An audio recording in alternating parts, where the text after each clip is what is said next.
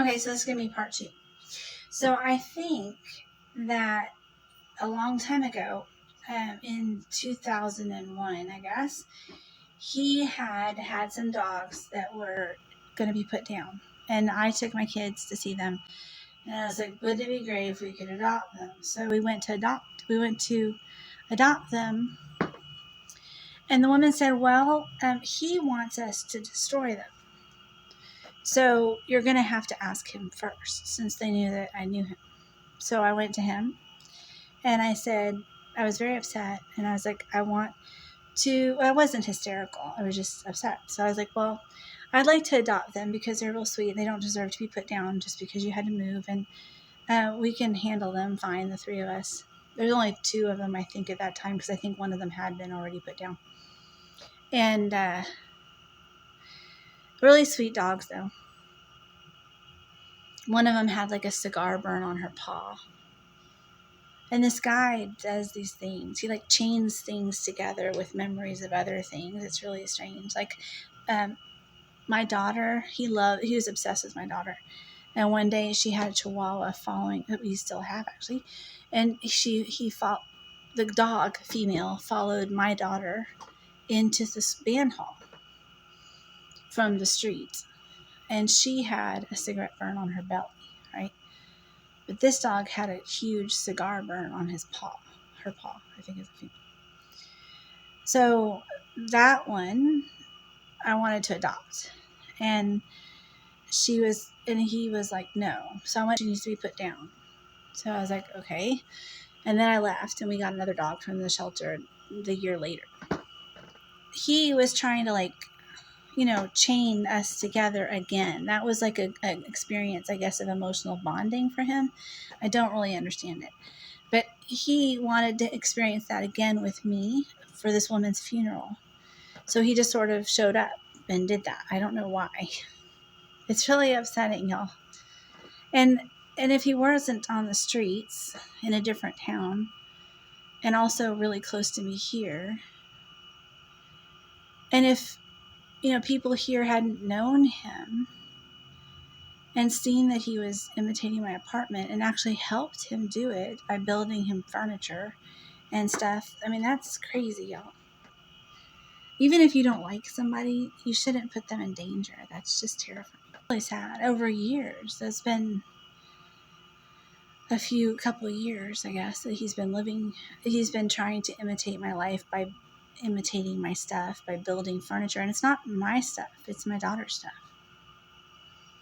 Some of it's my stuff, but mostly it's my daughter's stuff. So just to tell you that he is, I said I had never talked to him, and I haven't ever talked to him because I did not speak.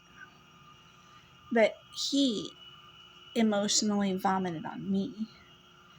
And I guess now he's either encouraging people or someone similar to him is doing the same thing, but sexually, And eventually, I mean, if it escalates, they could end up actually raping me or killing me. And some would say they already have.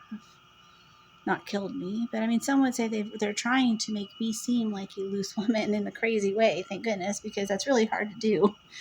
And it's kind of funny. But there's a crazy reason, just like C, has motive. It's a crazy motive, but it's a big motive. $350,000 is a big reason to be angry at somebody. And I didn't realize that until last year when I was looking through Zillow to try to find my house, because someone had said, wow, the realtor didn't take very good pictures of your house. And as we had a flood, I moved to a hotel. And while I was living in the hotel, these 2 neighbors and my brother trashed my house, similar to this. And so when she came to take pictures of it for the look-see, parts of it were messy. Parts of it really, and they're like, yeah, you can still, years later, so it was like 6 or 7 years later, they're like, you can still see the pictures of your house. So I looked it up. And instead, it was the guy's listing for him selling my house. Okay, so the guys that were monitoring my internet caught that, And I guess they joked about it or something with what's his face. And he looked it up and he was not happy because he had wanted to buy the house in 2000 for 1/3 of the price.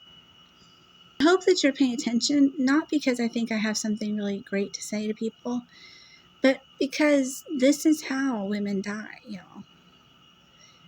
Now, if these guys were just a little bit worse, or I was just a little bit dumber, then things could have gone really bad. Remember, I didn't know these people even noticed who I was or knew who I was or knew I was alive. And so this is how it starts. This is the beginning and the middle of something that sometimes doesn't end really well. And I think it's kind of interesting from that point of view. I'm hoping one of them doesn't go all true Hollywood story and try to say that I'm like, that they want it to end that way. I don't think that they would.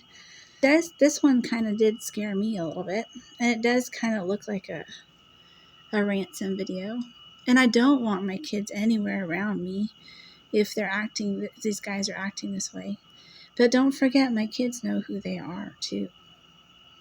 And lots of people know who they are, actually. They were blackmailing my family too, my kids, my in-laws, my mom, and stuff. But I don't know how to like convey the importance of things without using the words, right? But they do. They didn't say a word in that video, and I got the message that they want to convey that they have access to hurt me if they want to. So my neighbors did as well. But I've had a great life. My kids had a great life. Life looks good right now. You know, I don't think I've ever committed a crime that's not like a moving violation of some sort. So that's good. But I'm just saying, I hired an illegal Canadian who turned out to be a prostitute, which is another story for Not another Isabel, video. though. And She comes very from a different interesting. country. She's a nice enough girl, though. Never done anything that I would have to like disclose on any kind of thing. And it's very sad to think that someone else would be so interested in such a housewifey type person, which is so funny. I understand that my intent is not to shock or dismay you, that I'm trying to provide you with interesting, good content that sticks with you after you're done watching it, that you might want to watch again, and that I don't intend to disgust you or repel you in any way, shape, or form. But these guys do. They have families, these guys, and jobs, and lives, and cars. They have more stuff than I do. They have a lot of my stuff. They have emotional disturbance, whether or not the holidays are going to be helpful or not to them. I usually have really quiet holidays. So I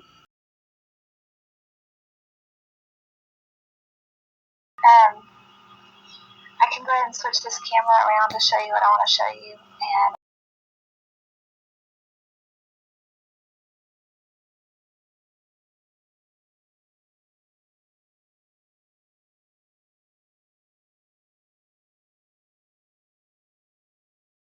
And I had 3 logins though at that time. And I